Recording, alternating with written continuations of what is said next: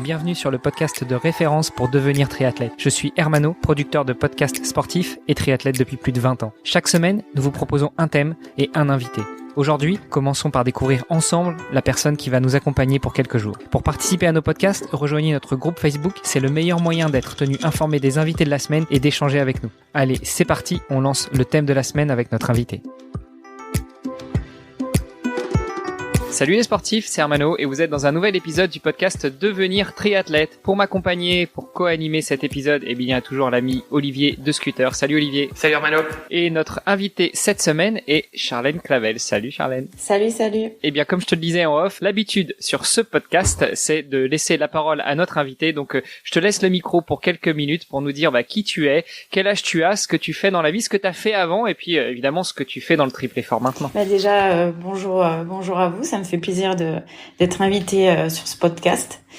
Pour aller assez vite, moi c'est Charlène. J'adore le sport, donc j'en fais depuis déjà quelques années. J'ai démarré par le handball et j'avais envie aussi de goûter à un sport individuel, donc le triathlon depuis maintenant, je dirais 3 ans. Et à côté de ça, j'essaye de toujours continuer aussi un projet qui me tient à cœur, donc continuer mes études. Je suis en école de kiné à côté et j'ai 30 ans déjà. Ça passe vite, mais je prends toujours énormément de plaisir dans ce que je fais et j'espère encore continuer longtemps à faire du triathlon et à m'épanouir dans ce nouveau milieu. On va revenir justement dans les prochains épisodes sur tes carrière sportive. Tu dis j'ai 30 ans déjà. 30 ans ça va, c'est encore jeune. Donc 30 ans déjà entre guillemets, ce qui veut dire que tu as déjà eu une première carrière sportive. À quel niveau tu jouais en handball? À quel niveau j'ai joué en première division. Je suis passée par un pôle espoir, ensuite un centre de formation. Donc j'ai passé plusieurs étapes pour accéder donc en première division où j'ai évolué 8 ans et j'ai été formée et évolué 8 ans dans le club de Nîmes. Et ensuite, j'ai terminé ma carrière, donc les 2 dernières années à Nantes. Qu'est-ce qui fait que t'as pas forcément poursuivi ta carrière de handballeuse et que t'as voulu te tourner vers un sport individuel, comme tu disais? Tout simplement parce que j'avais déjà vécu beaucoup de choses. J'avais eu l'opportunité de jouer dans 2 clubs différents, donc on évolue au sein du groupe, on rencontre de nouvelles personnes. J'avais envie de goûter à autre chose. Tout simplement, je prenais déjà un petit peu moins de plaisir sur le terrain. Je suis quelqu'un qui adore être à l'extérieur. Je suis née en Lozère, donc on a un beau coin pour aller s'entraîner à l'extérieur. C'est vrai que j'ai toujours joué dans un gymnase avec un ballon et ça a été toujours délicat pour moi de faire un choix entre un sport d'équipe et un sport individuel. Donc l'opportunité s'est présentée et j'avais fini sur une bonne note à Nantes et j'avais également pris la décision de tenter une école d'entrée en école de kinésithérapie où il n'y avait plus de handball à haut niveau, donc c'est aussi quelque chose qui m'a entraînée vers le fait d'arrêter le handball et tout simplement aussi j'ai mon frère qui baigne dans le triathlon depuis quelques années et on avait coché un petit peu comme ça sur un coup de tête un 73 à Nice et c'était maintenant ou jamais. Et voilà, c'est un petit peu comme ça que ça s'est fait. Tout simplement, envie d'aller goûter à autre chose. Les années qui passent, sortir un petit peu d'une zone de confort et voilà, c'est un petit peu tous ces éléments-là qui m'ont fait que j'avais envie d'arrêter le handball. Mais tu t'entraînais quand même déjà un petit peu dans les 3 disciplines du triathlon. C'était pas quelque chose de complètement nouveau pour toi? Oui, c'est vrai que déjà toute petite, j'ai eu fait quelques années de natation avant de démarrer le handball. Après, dans le handball en général, on a une trêve, je dirais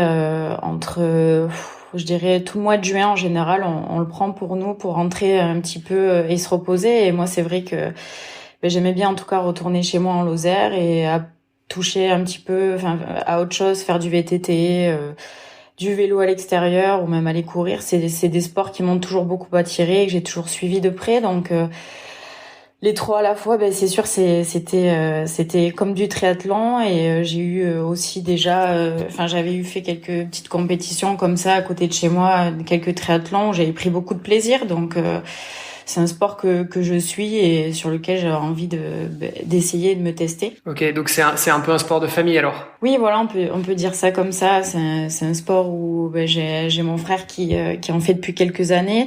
C'était aussi une occasion de le partager ensemble, de se déplacer sur les compétitions et même s'entraider dans l'effort, partager quelques entraînements, tout ça. Voilà, ça s'est fait un petit peu comme ça. Et puis on avait aussi quelques amis en Lozère qui en faisaient, des connaissances dans le milieu du triathlon. Voilà, tout ça mélangé a fait que j'ai eu envie de m'y jeter en juin 2018. Alors, juin 2018, tu te jettes dedans. J'ai vu que ta fiche athlète disait que tu avais déjà fait un premier beau résultat dès 2018 ou 2019. Juste avant, vu qu'on est encore sur l'épisode de présentation, je pressens un petit accent. Tu nous parles beaucoup de la Lozère.